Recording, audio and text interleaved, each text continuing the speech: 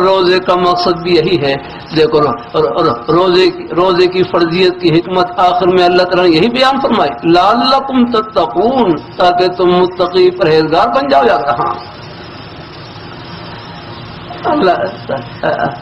اللہ تعالیٰ تقوی نام کیا ہے؟ تقوی پہلے تقوی ہے، تقوی خوف خدا بندی کا نام. یاد رہا پھر حضرت حکیم الامت حضرت تھانوی رحمۃ اللہ علیہ فرمائے لگے کہ اللہ میاں کا ڈر بڑا میٹھا ڈر ہے، یہ مٹھائیوں سے بھرا ہوا ہے نا، کہ ان اللہ میاں سے ڈرنے میں ان کا کوئی ڈر کوئی عام ڈر کی طرح نہیں آ رہا. ان کا ڈر تو بڑا میٹھا ڈر ہے، یہ تو مٹھائیوں سے بھرا ہوا ہے.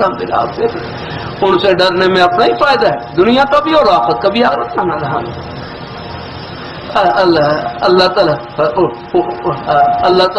تعالیٰ کو حاضر ناظر سمجھ کر آپ ان کی ذات کو سامنے رکھ کر. یاد رہا آپ زندگی کا ایک قدم گزاریں گے، زبان سے سچ بولیں گے، غلط باتوں سے بچیں گے، تو اللہ میاں سے ڈرنے میں اپنا ہی فائدہ ہے. اللہ تعالیٰ اپنی تقوی ہے نا، تقوی یہ صرف بول کا نام نہیں، تقوی ہاں یہ تقوی ایک کیفیت ہے. یاد رہا یہ خوف خدا بندی کا ایک جذبہ ہے.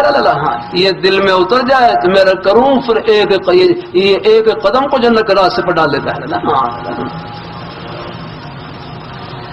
اللہ تعالیٰ اپنی مہربانی فرمائے پھر کر دوں آپ اپنی دکان کو جنت کی دکان بنائیں، اپنے دفتر کو جنت کا دفتر، اپنی کھیتی باڑی کو جنت کی کھیتی باڑی، اپنی ملازمت کو آخرتی ملازمت.